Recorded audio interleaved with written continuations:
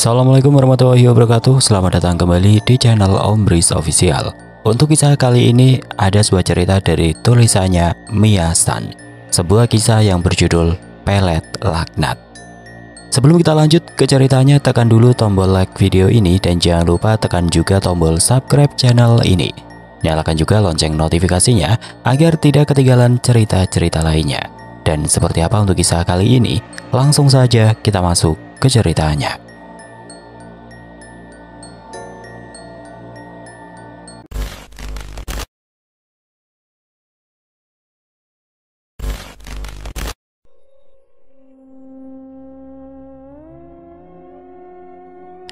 Si Ina datang lagi. Lihat tuh, jamunya pasti nggak laku.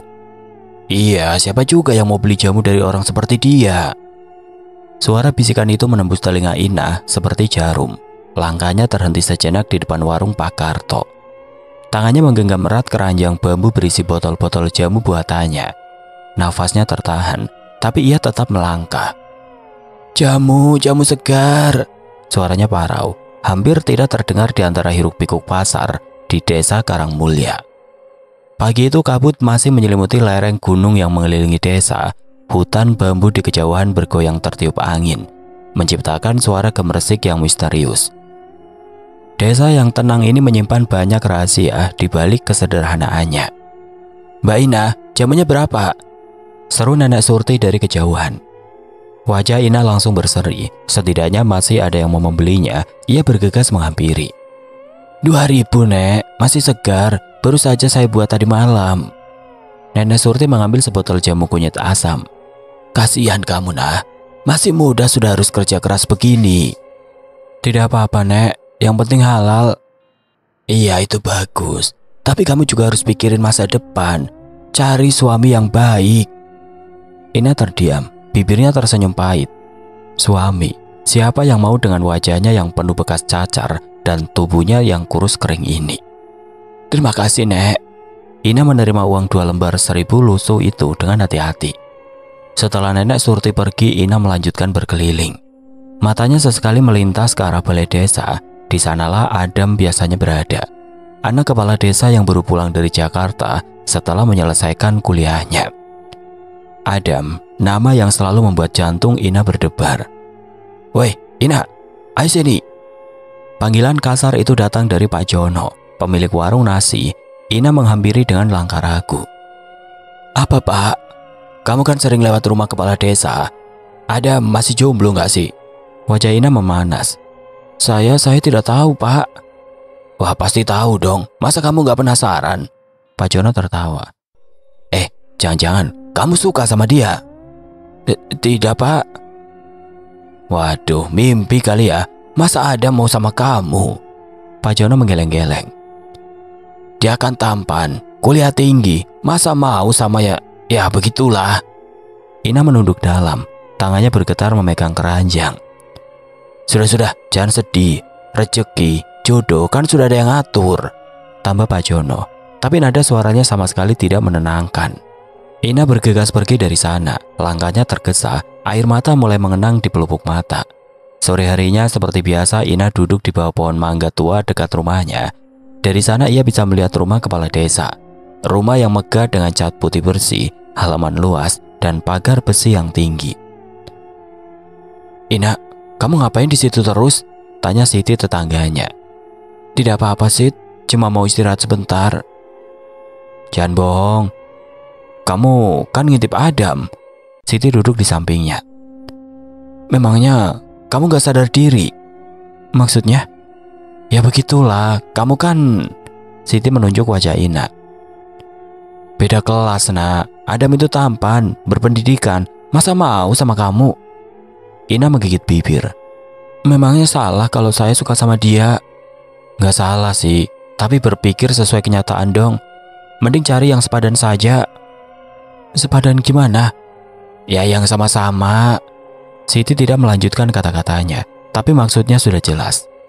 Malam itu Ina tidak bisa tidur. Ia menatap foto Adam yang diambilnya secara diam-diam saat upacara kemerdekaan bulan lalu. Foto itu ia simpan di dalam buku diari lamanya. Kenapa ya Tuhan? Kenapa saya dilahirkan seperti ini? bisiknya pada bayangan bulan yang masuk melalui jendela kamar kecilnya. Seminggu kemudian Ina mengumpulkan keberanian.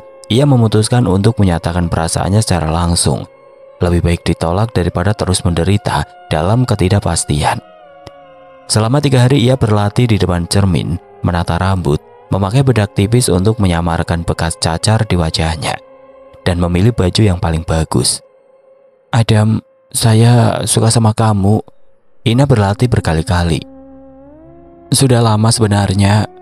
Senja itu Adam sedang sendirian di dekat sumur desa. Ia tampak sedang menikmati udara sore sambil merokok. Ina melihat kesempatan emas ini. Dengan langkah gemetar ia mendekati. Adam menoleh. Alisnya berkerut melihat Ina. Matanya terlihat mengecil. Iya, ada apa?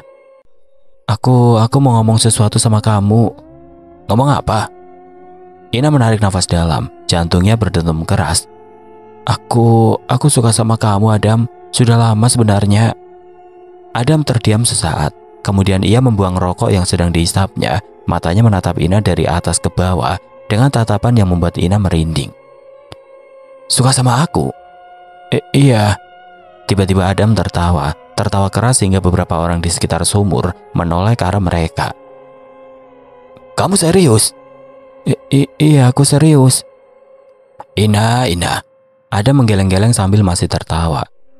Cermin saja takut melihat kamu. Masa aku mau sama kamu? Kata-kata itu menghantam Ina seperti petir di siang bolong. Adam, suaranya bergetar. Kamu itu gak sadar diri ya? Adam menatapnya dengan pandangan jijik. Lihat ya muka kamu, kayak permukaan bulan. Belum lagi badan kamu yang kurus kering begitu. Bagian mana yang menarik? Beberapa pemuda yang sedang duduk di warung dekat sumur mulai mendekat, seperti mencium aroma drama yang menarik. Wah, si Ina nyatain cinta sama Adam, bisik salah satunya. Berani juga dia. Kasihan banget sih. Adam semakin bersemangat melihat ada penonton. Kamu itu harusnya sadar diri, nah. Aku ini sarjana. Masa mau sama penjual jamu kampung yang mukanya begitu? Air mata mulai menetes di pipi Ina. Ia ingin berlari, tapi kakinya seperti tertanam di tanah. Udah, pulang sono. Jangan mimpi yang aneh-aneh. Adam melanjutkan dengan nada meremehkan. Cari yang sepadan saja sama kamu. Tawa para pemuda itu semakin keras. Ina merasakan seluruh dunia seakan runtuh menimpa kepalanya. Aku cuma... Ina mencoba berkata sesuatu, tapi kata-kata tidak keluar. Cuma apa? Cuma ngarep. Ina tidak tahan lagi. Ia berlari meninggalkan tempat itu sambil menangis sejadi-jadinya. Tawa dan ejekan para pemuda masih terdengar di telinganya. Kasihan banget sih Ina. Mimpi tinggi banget ya. Adam, kamu jahat banget sih. Dia kan yang gak sadar diri. Ina berlari terus hingga sampai di rumahnya. Ia mengunci pintu dan menangis di atas kasur selama berjam-jam. Semua sakit hati, malu, dan kemarahan bercampur menjadi satu. Keesokan harinya Ina tidak keluar rumah. Ia tidak bisa menghadapi tatapan dan bisikan penduduk desa. Pasti sudah menyebar kemana-mana cerita tentang penolakan memalukan kemarin. Malam itu sambil menatap foto Adam yang sudah dirobek-robek, Ina teringat sesuatu. Cerita yang sering diceritakan para tetangga tua tentang Mbah Darmo, dukun tua yang tinggal di ujung desa dekat hutan bambu. Kata orang Mbah Darmo bisa membuat pelet yang sangat ampuh. Siapapun yang kena peletnya pasti akan jatuh cinta mati. Tapi berbahaya, bisik Ina mengingat peringatan orang-orang. Pelet itu bisa balik ke yang buat kalau nggak dilakukan dengan benar. Ina terdiam, benaknya bergejolak antara akal sehat yang menyuruhnya melupakan Adam dan dendam yang menggerogoti hatinya. Dia sudah menghina aku di depan orang banyak. Dia bilang aku jelek. Dia bilang aku nggak sepadan. Marahnya kembali membara mengingat kata-kata kasar Adam kemarin. Kalau dengan cara baik tidak bisa.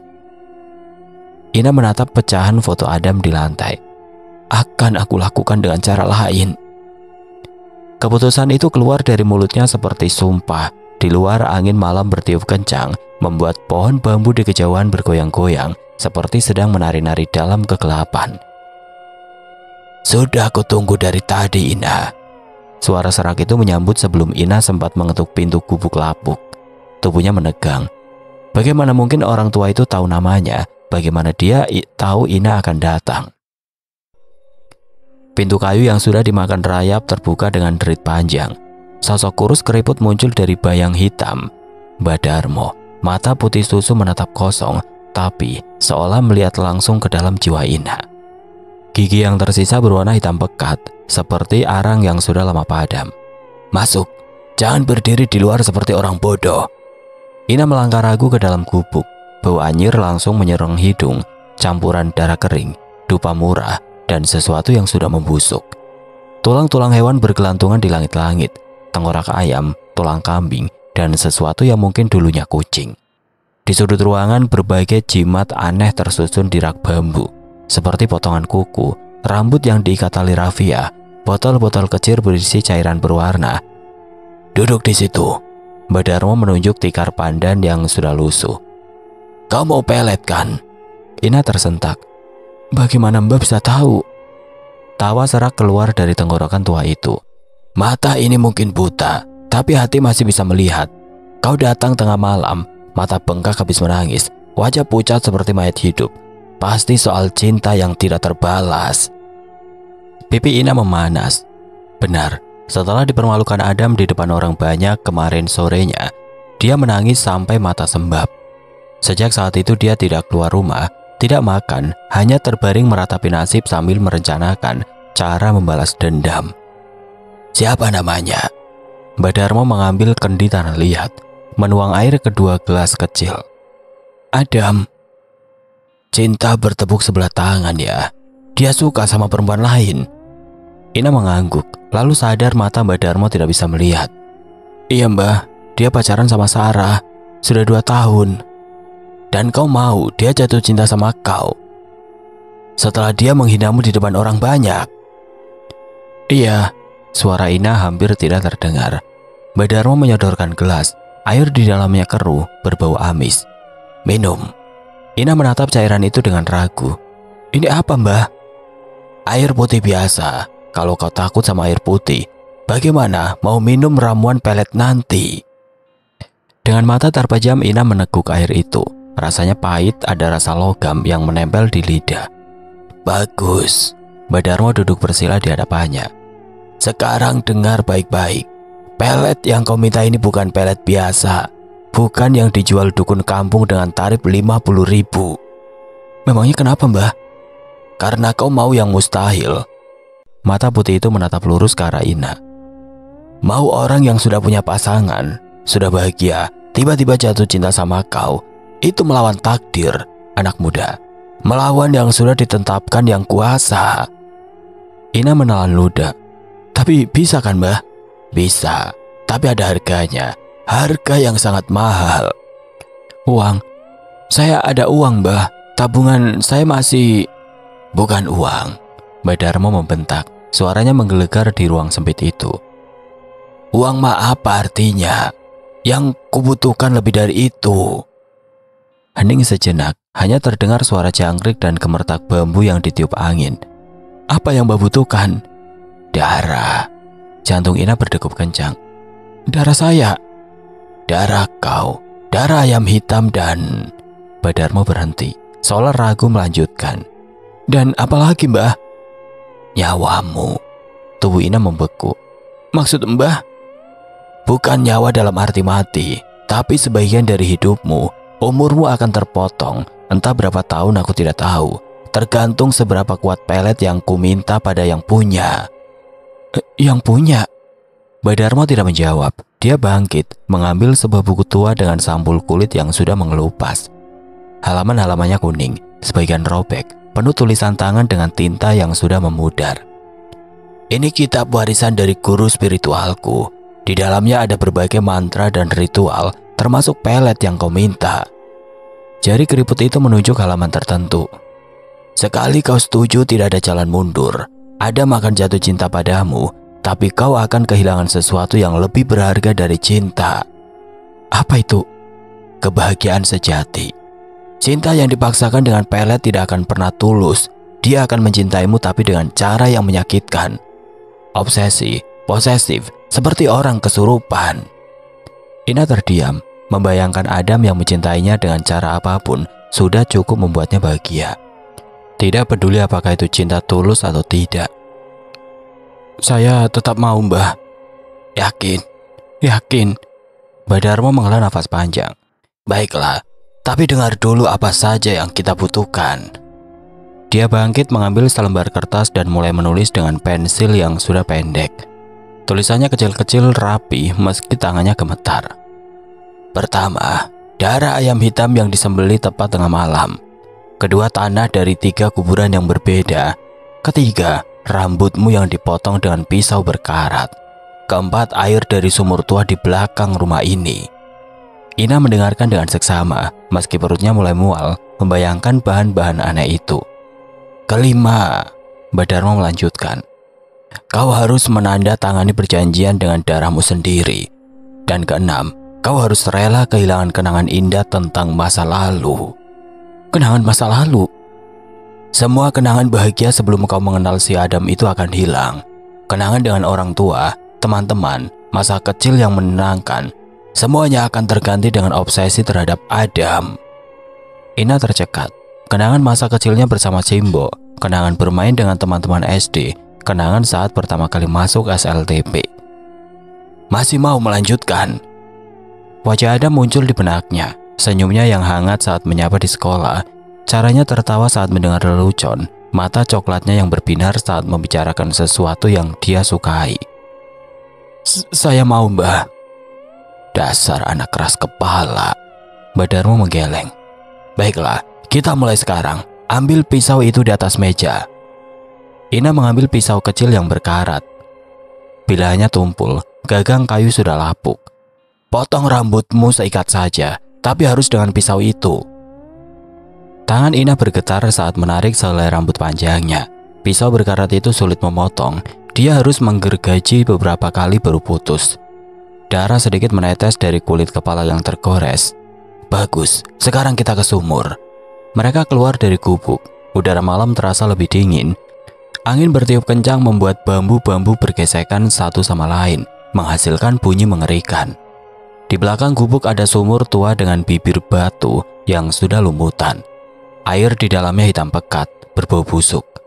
Ambil dengan ember itu, tapi hati-hati, jangan sampai jatuh ke dalam. Ina menurunkan ember kecil dengan tali yang sudah usang.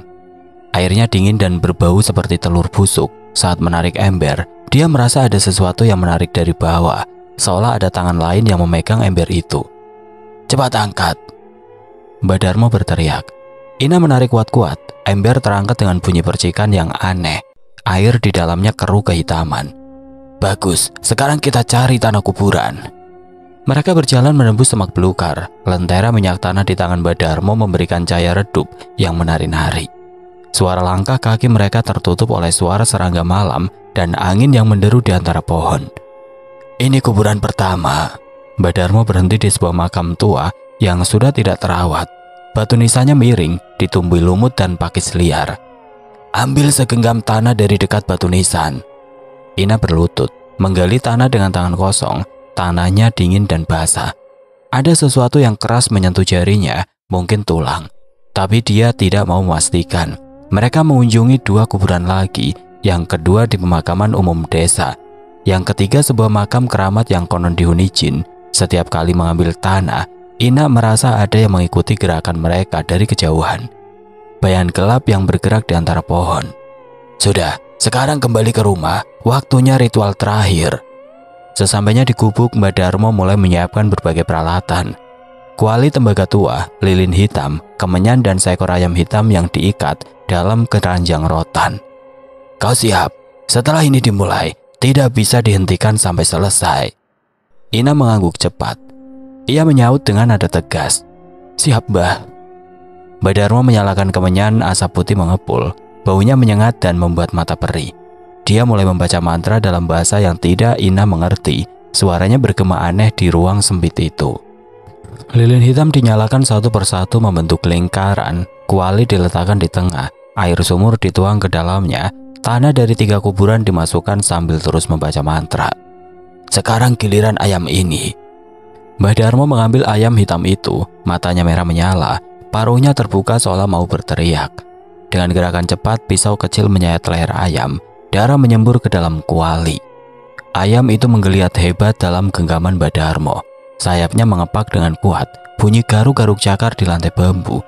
Perlahan gerakannya melemah, sampai akhirnya diam. Sekarang giliranmu.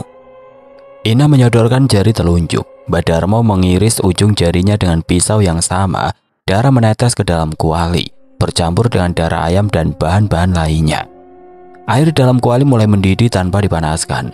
Gelembung-gelembung besar muncul ke permukaan, mengeluarkan asap hitam yang berbau belerang. Baca mantra ini. Badarmo menyodorkan selembar kertas. 3 kali, keras-keras. Ina membaca mantra aneh itu dengan suara bergetar. Kata-katanya asing di lidah, tapi entah mengapa dia merasa mengerti artinya. Mantra pemanggil, mantra permohonan pada kekuatan gelap. Saat mantra dibaca untuk ketiga kalinya, angin tiba-tiba berhenti bertiup. Hutan menjadi sunyi total, bahkan suara jangkrik pun hilang. Hanya terdengar gemuruh kuali yang mendidih semakin keras. Sekarang tanda tangani ini. Badarmo mengeluarkan selembar kertas putih dengan tulisan tangan. Ina tidak bisa membaca tulisannya yang keriting, tapi dia mencelupkan jarinya yang masih berdarah dan membubuhkan cap jempol di bagian bawah. Begitu tanda tangan selesai, kuali mendadak berhenti mendidih. Asap hitam menghilang, yang tersisa hanya cairan kental berwarna merah kehitaman. Selesai. Badarmo mengambil cairan itu dengan sendok kayu, menuangkannya ke dalam cetakan kecil berbentuk manusia. Besok sore pelet ini akan kering dan siap digunakan. Ina menatap cetakan itu. Bentuknya memang menyerupai sosok manusia kecil dengan 2 manik-manik merah di bagian mata. Cara pakainya gimana, Mbah? Taruh di saku atau tas saat bertemu Adam. Dalam 3 hari, dia akan mulai merasakan perubahan. Minggu pertama dia akan sering memikirkanmu. Minggu kedua mulai mencari alasan untuk bertemu. Minggu ketiga dia akan putus dengan pacarnya. Dan setelah itu dia akan mencintaimu. Tapi ingat pesanku, anak muda. Cinta ini tidak akan membuatmu bahagia, justru sebaliknya. Ina tidak menggubris peringatan itu. Yang ada di benaknya hanya bayangan Adam yang menatapnya dengan mata penuh cinta, memeluknya erat, mengatakan bahwa dialah satu-satunya perempuan yang dia cintai. Terima kasih, Mbah. Jangan berterima kasih dulu. Berterima kasih kalau kau masih bisa tersenyum setelah 1 bulan. Ina meninggalkan gubuk itu dengan perasaan campur aduk. Di satu sisi dia senang karena akhirnya punya cara untuk mendapatkan Adam. Di sisi lain ada rasa takut yang menggelayut di dadanya. Peringatan Badarmo terus bergema di telinganya. Tapi sudah terlambat untuk menyesal. Perjanjian sudah ditandatangani dengan darah. Nasibnya sudah terikat dengan kekuatan gelap yang tidak ia pahami. Yang bisa dilakukan sekarang hanya menunggu dan berharap cinta Adam, meski dipaksakan dengan pelet, akan cukup untuk membuatnya bahagia. Setidaknya, itu yang dia yakini saat berjalan pulang di tengah malam yang gelap gulita. Ina bangun, kamu tidak akan percaya apa yang terjadi. Suara Bu Sarmi tetangga sebelah membangunkan Ina dari tidur yang anehnya sangat nyenyak. Berbeda dengan malam-malam sebelumnya yang dipenuhi mimpi buruk dan keringat dingin. Ada apa, Bu? Ina mengucek mata, masih setengah sadar. Cermin, lihat cermin. Bu Sarmi menunjuk ke arah cermin tua di sudut kamar. Ina berjalan tertatih menuju cermin. Pantulan gambar yang memandangnya balik membuat tubuhnya membeku. Wajah yang dikenalnya selama 20 tahun lebih itu hilang, berganti dengan sosok yang tidak pernah berani ia impikan. Kulit mulus tanpa bekas cacar yang biasa menghiasi pipinya, mata yang dulunya sayu kini berbinar cerah. Bibir yang kering dan pecah-pecah kini merah merona. Bahkan rambut yang biasanya kusam kini berkilau seperti sutra. Ini aku, bisik Ina. Tangannya menyentuh pipi yang kini halus. Astaga Ina, kamu pakai obat apa? Atau jangan-jangan kamu pakai krim terkenal diam-diam? Bu Sarmi melongo, matanya berbinar penasaran. Tidak, Bu, aku tidak melakukan apa-apa. Ina masih terpesona dengan penampilannya sendiri. Namun saat ia memandangnya lebih dalam ke cermin, sesuatu yang aneh terjadi. Sekilas wajah aslinya muncul di refleksi. Wajah dengan bekas cacar dan mata sayu. Hanya sedetik lalu hilang lagi. Ina mengedipkan mata beberapa kali.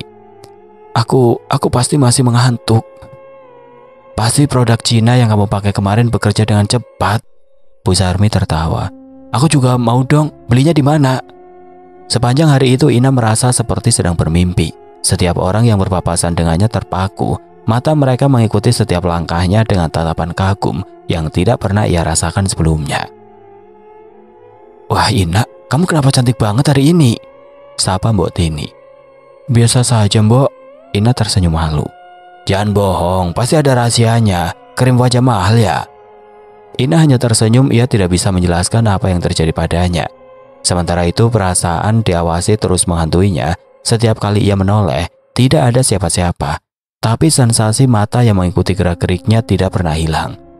Sore itu saat Ina sedang menyiram tanaman di halaman, seseorang menepuk bahunya. "Ina?" Ina menoleh. Adam berdiri di belakangnya dengan ekspresi yang aneh. Mata lelaki itu fokus padanya, tetapi terlihat kosong, seperti tidak ada jiwa di baliknya. "Adam, ada apa?" Ina mundur selangkah. Sesuatu pada cara Adam memandangnya membuat bulu kuduknya meremang. Kamu cantik," Adam berkata dengan suara datar, monoton, sangat berbeda dengan Adam yang biasanya kasar dan sombong. "Terima kasih." Ina mencoba tersenyum meski merasa tidak nyaman. "Boleh aku menemanimu?" Ina mengerutkan dahi. "Menemani apa?" "Apapun yang kamu lakukan, aku ingin bersamamu." Cara Adam mengatakannya membuat Ina merinding. Tidak ada emosi di suaranya, tidak ada kehangatan, hanya kekosongan yang menakutkan. Aku harus masuk dulu." Ina bergegas menuju pintu. "Aku akan menunggumu di sini," Adam berkata sambil berdiri kaku di halaman. "Tidak usah Adam, aku tidak keluar lagi hari ini. Aku akan tetap menunggu." Ina menutup pintu dengan cepat, jantungnya berdebar kencang. Melalui jendela ia melihat Adam masih berdiri di sana. Tidak bergerak, hanya menatap ke arah rumahnya. Keesokan harinya Adam kembali datang. Kali ini membawa bunga yang dipetik sembarangan dari kebun tetangga. "Untuk kamu," Adam menyodorkan bunga yang sudah layu. "Adam, kenapa kamu berubah? Kemarin kamu masih..." Ina tidak melanjutkan kalimatnya. "Aku selalu menyukaimu Ina, sejak dulu. Tapi kemarin kamu bilang aku jelek. Kamu bilang tidak ada lelaki yang mau sama aku." Adam menatapnya dengan mata sombong. "Aku tidak pernah bilang begitu. Kamu lupa. Yang penting sekarang aku mau bersamamu." Ina merasa ada yang sangat tidak beres. Adam yang biasanya arogan dan kasar kini berubah menjadi apa? Boneka, robot. Tidak ada kehidupan di matanya. Hari-hari berikutnya Adam terus mengikuti Ina kemanapun ia pergi. Ke pasar, ke ladang. Bahkan saat Ina ke toilet pun Adam menunggu di luar dengan sabar. "Ina, aku khawatir sama kamu." Sari, sahabat masa kecilnya, menghampiri saat Ina sedang sendiri. "Kenapa? Adam itu aneh. Dia mengikutimu terus. Tadi aku coba ngajak ngobrol tapi dia cuma natap kamu aja, kayak zombie." Ina menghela nafas panjang. "Aku juga merasa aneh, tapi bukankah ini yang selalu aku inginkan? Adam memperhatikanku. Tapi bukan seperti ini Ina, ini tidak normal dan lagi..." Sari menghentikan kalimatnya. "Lagi apa?" "Kucing bot ini mati kemarin, ditemukan di depan rumahmu, tidak ada luka, tapi matanya terlihat mengerikan, seperti ketakutan." Ina merasa dadanya sesak. Mungkin kebetulan hari ini giliran ayam Pak Budi juga mati dekat rumahmu, dan tanaman boasi yang dulu subur sekarang layu semua sejak kamu sering lewat sana. Sari, jangan bicara yang tidak-tidak. Aku tidak bicara sembarangan. Anak-anak juga mulai takut sama kamu. Kemarin Dini nangis histeris waktu ketemu kamu di jalan. Ibunya bilang Dini mimpi buruk tentang kamu setiap malam. Ina terdiam. Ia memang memperhatikan perubahan sikap orang-orang di sekitarnya. Orang dewasa memandangnya dengan kagum, tapi anak-anak, mereka menangis atau lari setiap kali bertemu dengannya. "Sari, aku tidak melakukan apa-apa." "Ina, jujur sama aku, kamu melakukan sesuatu kan untuk jadi cantik seperti ini?" Ina menatap sahabatnya. Haruskah ia menceritakan tentang Badarmo, tentang pelet yang dimintanya? Aku hanya ingin dicintai," bisik Ina. "Kamu kedukun kan? Kamu minta pelet?" Ina tidak menjawab. Tapi air matanya mulai jatuh membasahi pipinya. "Ya Tuhan Ina, kamu tahu tidak apa yang kamu lakukan? Pelet itu berbahaya. Cinta yang didapat dari pelet bukan cinta sesungguhan." "Tapi Adam sekarang mencintaiku. Adam sekarang seperti mayat hidup. Dia tidak mencintaimu Ina. Dia terkena sihir. Dan kamu membahayakan orang-orang di sekitarmu." Malam itu Ina tidak bisa tidur. Kata-kata Sari terus berputar di kepalanya. Ia melihat keluar jendela. Adam masih berdiri di sana, menatap rumahnya tanpa berkedip. Keesokan paginya Ina mendengar teriakan dari arah rumah Sari. Tolong, tolong, Sari meninggal. Ina berlari ke rumah sahabatnya. Sari ditemukan di kamarnya, terbaring dengan mata terbelalak lebar. Wajahnya pucat, mulutnya terbuka seperti sedang berteriak. Tidak ada luka di tubuhnya, tapi ekspresi wajahnya menunjukkan ketakutan yang luar biasa. Sari, Sari. Ina mengguncang tubuh sahabatnya, tapi sudah terlambat. Mantri bilang jantungnya berhenti karena shock, bisik Bu Sarmi sambil menangis. Shock karena apa? Tidak ada tanda-tanda pencurian atau kekerasan. Ina tahu, ia tahu apa yang terjadi pada Sari. Sahabatnya mati karena pelet yang dimintanya, karena kutukan yang kini menempel pada dirinya. Ini salahku, bisik Ina. Apa yang kamu bilang? Bu Sarmi menghampiri. Tidak apa-apa. Setelah pemakaman Sari, Ina memutuskan untuk kembali ke gubuk Mbak Darmo. Ia harus menghentikan semua ini sebelum lebih banyak orang terluka karenanya. Perjalanan ke hutan terasa lebih menakutkan dari sebelumnya. Suara-suara aneh bergema di antara pepohonan. Burung-burung tidak berkicau, seolah-olah alam semesta tahu ada sesuatu yang salah. Saat tiba di lokasi gubuk Mbak Darmo, Ina terpaku. Gubuk itu sudah tidak ada, yang tersisa hanya tumpukan abu dan tulang-tulang berserakan. Angin bertiup kencang menyebarkan abu ke segala arah. Mbak Darmo, Mbak Darmo, Ina berteriak. Tawa keras bergema dari arah tumpukan abu. Ina mundur, jantungnya berdebar kencang. Di tengah abu sesuatu bergerak. Boneka pelet yang dimintanya dari Mbak Darmo keluar dari tumpukan abu. Mata manik-maniknya berkedip menatap Ina. Kamu sudah mati? Ina bertanya dengan suara bergetar. Tawa Mbak Darmo kembali terdengar, kali ini dari boneka itu. Mati? Aku tidak pernah hidup, anak muda. Apa maksudmu? Aku adalah kutukan yang menunggu seseorang yang cukup putus asa untuk memanggilku, dan kamulah yang aku tunggu.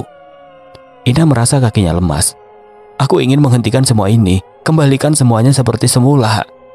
Tidak bisa, pelet sudah menyatu dengan jiwamu. Semakin lama semakin kuat, akan ada lebih banyak korban. Tidak, aku tidak mau. Ina meraih boneka itu dan mencoba meremasnya, namun boneka itu keras seperti batu. Ina lalu mencari kayu dan korek api untuk membakarnya. Api korek menyala, tapi saat disentuhkan ke boneka, api itu langsung padam. Berkali-kali Ina mencoba, tapi api tidak mau membakar boneka kutukan itu. Percuma, suara Mbak Darmo dari boneka itu semakin keras. Kamu sudah menjadi bagian dari kutukan ini. Kecantikanmu adalah jebakan. Cinta yang kamu dapatkan adalah racun. Dan setiap orang yang mencoba menghentikan akan mati. Lalu apa yang harus aku lakukan? Nikmati saja. Bukankah ini yang kamu inginkan? Dicinta, dikagumi, menjadi pusat perhatian. Ina menatap boneka itu dengan mata berair. Bukan seperti ini, bukan dengan mengorbankan orang lain. Terlambat, anak muda. Kamu sudah memilih. Sekarang terima konsekuensinya. Boneka itu tiba-tiba berubah menjadi abu dan terbang tertiup angin. Ina tertinggal sendirian di hutan dengan beban kutukan yang semakin berat di pundaknya. Saat ia kembali ke desa, Adam masih menunggunya di depan rumah. Tatapan kosong lelaki itu kini terlihat semakin mengerikan. Di belakangnya, Ina melihat beberapa lelaki lain mulai berkumpul. Mata mereka sama kosongnya dengan Adam. Kutukan itu menyebar, dan Ina tahu ini baru permulaan dari malapetaka yang akan menimpa desanya. Tolong, ampuni aku. Suara lemah itu keluar dari mulut Joko yang tergeletak di pinggir sawah. Tubuhnya bengkak, wajahnya membiru seperti orang tenggelam. Padahal tidak ada air di sekitarnya. Matanya menatap Ina dengan tatapan penuh penyesalan. Joko, kamu kenapa? Ina berlutut di sampingnya, meski dalam hati sudah tahu jawabannya. Aku sudah bilang ke orang-orang tentang kamu, bisik Joko terputus-putus. Tentang kutukan, maafkan aku. Ina menoleh ke belakang. Adam berdiri di sana bersama 3 lelaki lain yang juga memiliki tatapan kosong yang sama. Mereka menatapnya dengan mata yang tidak berkedip, menunggu perintah. Kalian, apa yang kalian lakukan pada Joko? Melindungimu, jawab Adam dengan suara datar. Dia ingin menyakitimu dengan kata-katanya. Keesokan harinya seluruh desa gempar. Joko ditemukan meninggal dengan kondisi yang aneh. Tidak ada luka, tapi tubuhnya membengkak seperti orang yang tenggelam, padahal dia ditemukan di ladang yang kering. Ini ulah makhluk halus, bisik Mbok Tini sambil menggendong cucunya erat-erat. Atau ulah manusia yang bermain dengan kekuatan gelap, saut Pak Budi, matanya melirik ke arah rumah Ina. Ina duduk di beranda rumahnya, mendengar bisikan-bisikan tetangga. Di halaman depan, Adam dan pengikutnya yang kini bertambah menjadi 5 orang berdiri seperti penjaga. Mereka tidak bergerak, tidak berbicara, hanya menatap lurus ke depan. Ina, panggil Bu Sarmi dari pagar. Bisa kita bicara? Ina menghampiri tetangganya itu. Wajah Bu Sarmi terlihat pucat dan cemas. Anak-anak sudah tidak mau main di sekitar rumahmu, kata Bu Sarmi pelan. Mereka bilang selalu mimpi buruk kalau lewat sini. Aku tidak melakukan apa-apa pada anak-anak, Bu. Tapi yang mengikutimu itu, Bu Sarmi menunjuk ke arah Adam dan yang lainnya. Mereka itu seperti mayat hidup, Nak. Mata mereka kosong. Ina menatap Adam. Memang benar, tidak ada kehidupan di matanya, seperti boneka yang digerakkan oleh tali. Mereka mencintaiku, bisik Ina. Itu bukan cinta, Nak. Mereka seperti kerasukan. Malam itu Ina menemukan cermin kamarnya retak. Retakan tipis menjalar dari pojok kiri atas ke tengah. Dan di balik retakan itu, ia melihat sekilas wajahnya yang asli. Wajah dengan bekas cacar dan mata sayu.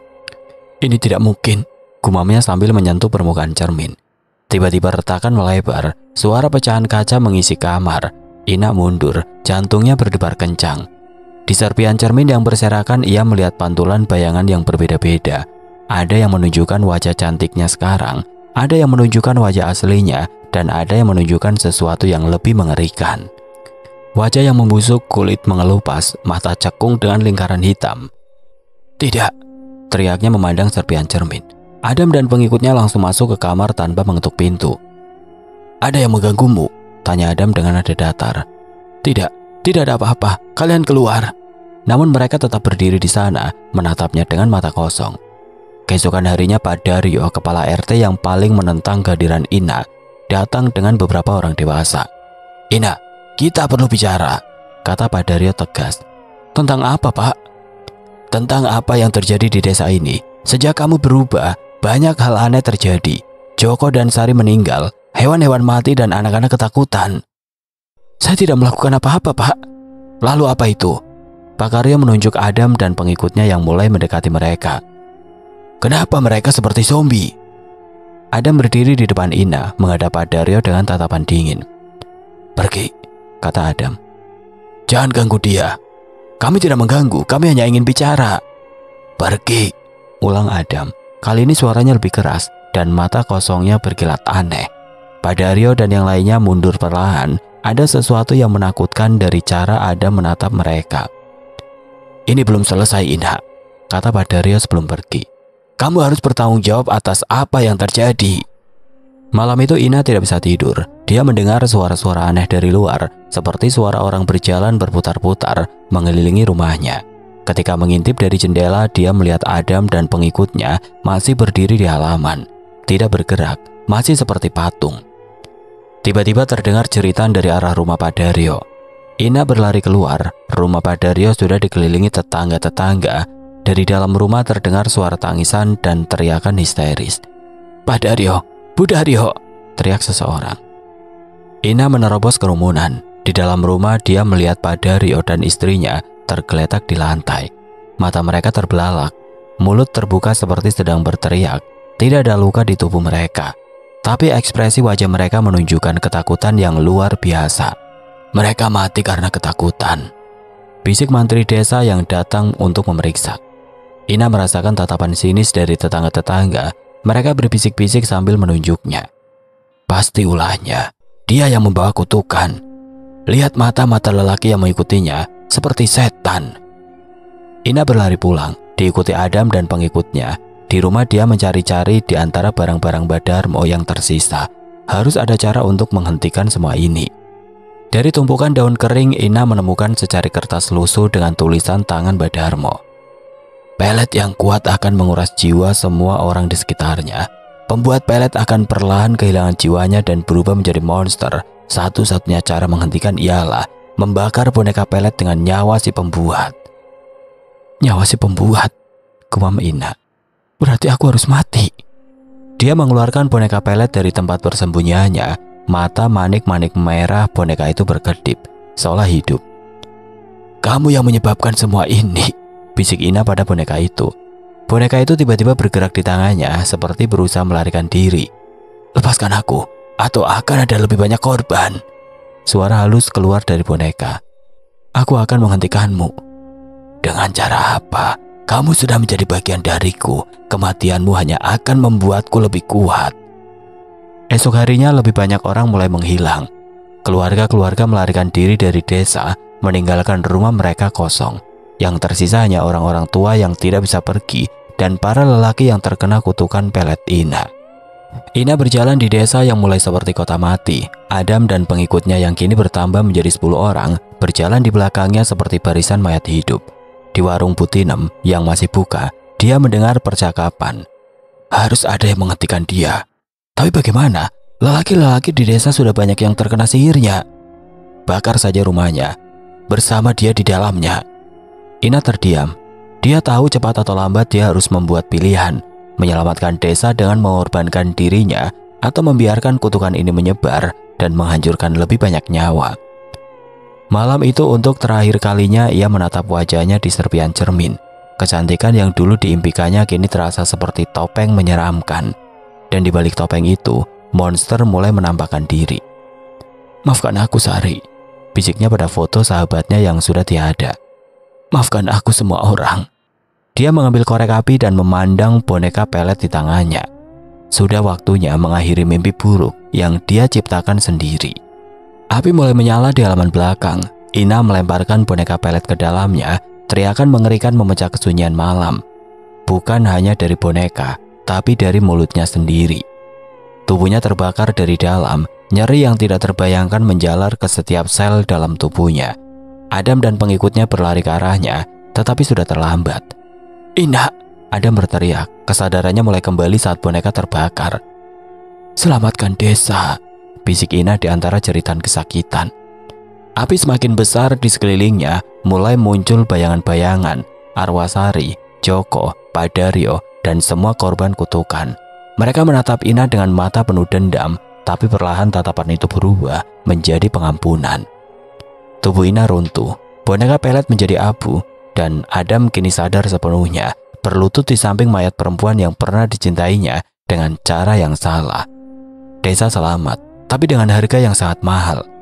Dalam abu boneka yang tersebar angin malam, mata manik-manik merah masih berkilat, menunggu korban berikutnya. "Siapa yang akan mengambilku kali ini?"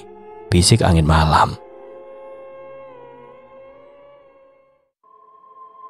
Oke teman-teman, sekian untuk kisah kali ini. Bagaimana menurut kalian tentang kisah ini? Tulis komentar kalian di kolom komentar. Dan buat teman-teman yang baru bergabung, jangan lupa untuk like, komen, share, serta subscribe channel ini. Dan jangan lupa nyalakan juga lonceng notifikasinya agar tidak ketinggalan cerita-cerita lainnya. Dan akhir kata, wassalamualaikum warahmatullahi wabarakatuh.